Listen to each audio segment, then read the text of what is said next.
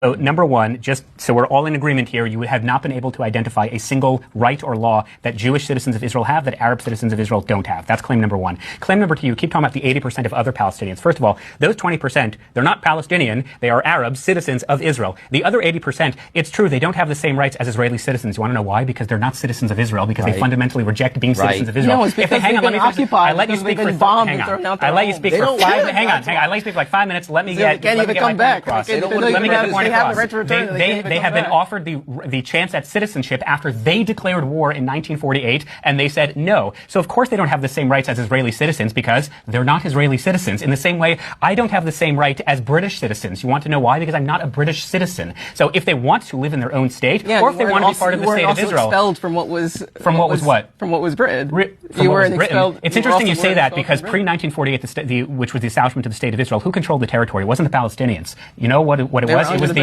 It was the British Mandate of Palestine. Before the British Mandate of Palestine, who was it? It wasn't the Palestinians. It was the Ottoman Empire. Right. There has never been a country called Palestine. It has never existed. People hang on, let me finish the point. What you're referring to is when Emperor Jews have been living there uninterrupted for 3,000 years. When Emperor Hadrian kicked out the Jews in 70 CE, he said, not only is it enough that we physically expel them, we want to create a detachment. Sorry? You meant 130s. 130, sorry. 70 CE was the destruction of the temple. It then led to the Bar Kokhba revolt, which ultimately led to the expulsion in 130. He said, it's not enough that we physically expel you from the land. We also want to detach you from the land. So it's no longer going to be called Judea. We're going to rename it after your historic enemies, the Philistines, and then he came up with the term Palestinian. Even the modern day Palestinians, which is what you're referring to them as, which they themselves did not refer to them as until Yasser Arafat in the 1960s, they never had their own country. The only time they were offered their own country was by the United Nations during the Peel Commission and the Partition Plan. And you know what the Arabs said? No. You know what they said in 1967? We're going to wage a war to destroy the Jewish state from the river to the sea. Again, don't take my word for it. Listen to the Arabs themselves. We're going to wipe you into the sea.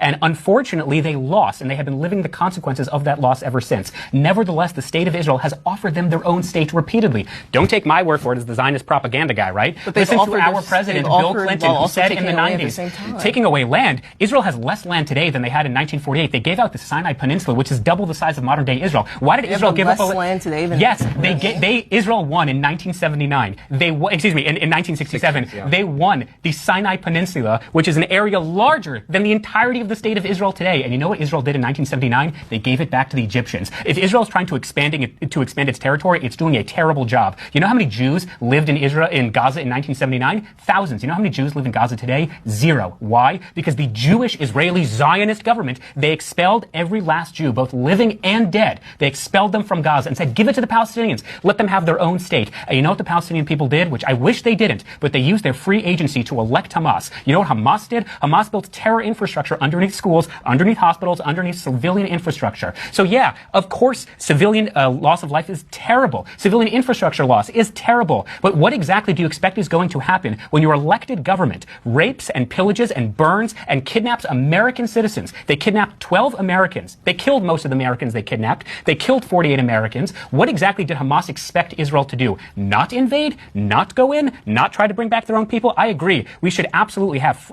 self-determination and freedom of movement and freedom of expression for the Palestinian people. You know who fundamentally does not believe in any of those things? The people they elected, Hamas. If you and I want to free Palestine, which I think we do, we would do everything we could to eradicate Hamas from the face of the earth. This bizarre fiction that Israel is expanding its territories when it has given more land than any other Arab country in the entire region. They gave up Gaza. They gave up the Sinai Peninsula. They have been willing to give up 97% of the West Bank. These are not my talking points. Bill Clinton literally said this himself. He said, we offered Yasser Arafat 97% of the West Bank. Ehud Olmert offered it. Ehud Barak offered it. In fact, the 2020 Trump peace plan, they also offered like 80% of the West Bank. And time again, the Palestinian leadership, not the Palestinian people, but their corrupt, awful leadership have repeatedly said no. Why? Don't take it from me. Listen to them. They have said, we're not interested in two states. We don't want democracy. We don't want multiculturalism. We want the eradication of the Jew from the river to the sea. It is literally like paragraph 1 in Hamas's charter.